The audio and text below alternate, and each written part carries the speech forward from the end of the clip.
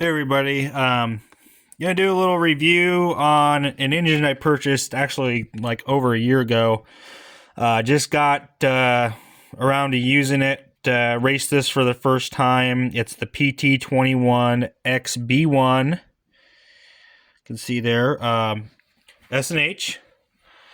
These are made in Taiwan. It does have a 3-needle carb. It is an 8-port.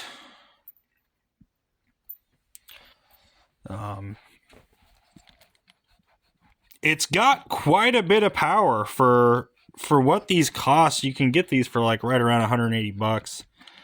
I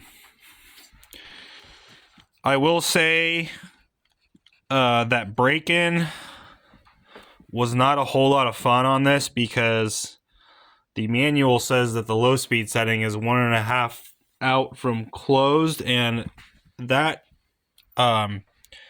did not work at all for me. In fact, the engine wouldn't even run at 1.5 out.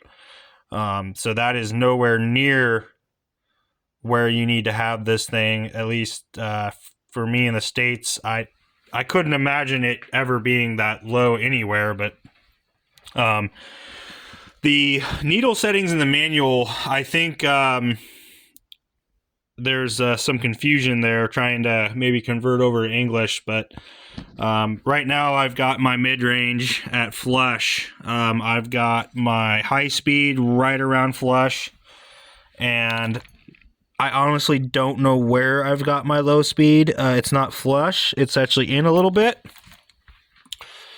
I kind of just had to play with it to get it to actually idle right, and not be too lean, not to be too rich, obviously. So, I will say this is a pretty good engine as far as power goes, but tuning-wise, this thing, I would say not very user-friendly. It's very, very particular about where the tune is, or else it just does not idle for any kind of prolonged period of time, which that's what you want with a properly tuned nitro engine. Should idle for quite a while. I don't know longevity wise yet on this engine because I don't have very much fuel through it.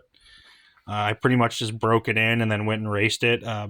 Once I got it tuned at least somewhat properly, it's not quite perfect yet, but it's pretty good. It ran great for me. I ended up in a B main because first qualifier I had a screw back out on me on my my kit that I built because I forgot to put Loctite in it. But so second qualifier, everything went good. B main, everything went good, and then A main, everything went good. Engine never had any problems staying going.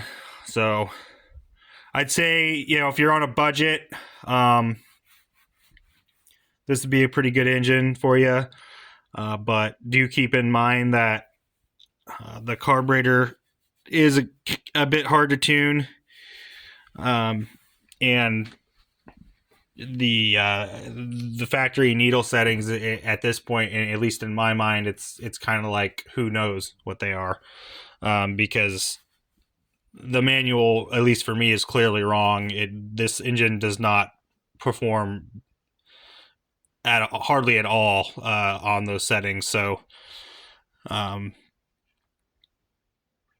yeah, not happy about that because you can really get in trouble breaking this in if you got that low speed in too lean. So, but as far as I know, everything's still pretty good with this engine, so I'm going to keep going with it. And we'll see what happens. Thanks.